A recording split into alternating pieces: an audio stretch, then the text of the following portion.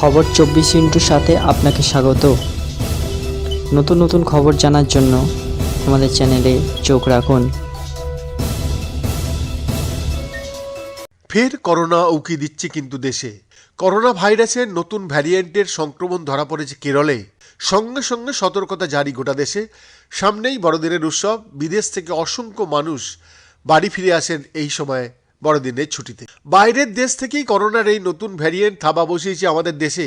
কেরলে ৭৯ বছরের এক মহিলার শরীরে থাবা বসিয়েছে করোনার নতুন ভ্যারিয়েন্ট। তিনি কেরলের তিরুবনন্তপুরমের বাসিন্দা। তামিলনাড়ুর তিরুচাপল্লী থেকে তিনি কেরলে এসেছেন। তার শরীরেই করোনার নতুন ভ্যারিয়েন্ট JN.1 এর হদিশ মিলেছে। এই ভ্যারিয়েন্টটি এখন সিঙ্গাপুরে রয়েছে, অর্থাৎ সিঙ্গাপুরে এই ভ্যারিয়েন্টের সংক্রমণ দেখা গিয়েছে। ইতিমধ্যে কেরল সরকার রাজ্যের একাধিক জায়গায় সতর্কতা জারি করেছে। মাস্কের ব্যবহার পুনরায় শুরু করতে বলা হয়েছে, সেই সঙ্গে পরিচ্ছন্নতা এবং স্যানিটাইজেশনের ওপরও জোর দেওয়া হয়েছে। ইতিমধ্যেই আমেরিকা এবং চীনে এই ভ্যারিয়েন্টের সংক্রমণ দেখা দিয়েছে। সেপ্টেম্বরে প্রথম আমেরিকায় দেখা গিয়েছিল করোনা সংক্রমণ, তারপরে ডিসেম্বরে আবার চীনে দেখা গিয়েছে করোনা সংক্রমণ।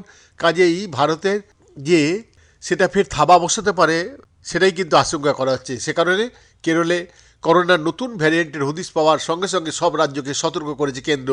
হ্যাঁ, নতুন এই করোনা ভ্যারিয়েন্টে জ্বর, সর্দি কাশির পাশাপাশি গায়ে ব্যথা, মাথা ব্যথা, গ্যাসের সমস্যা দেখা দিচ্ছে।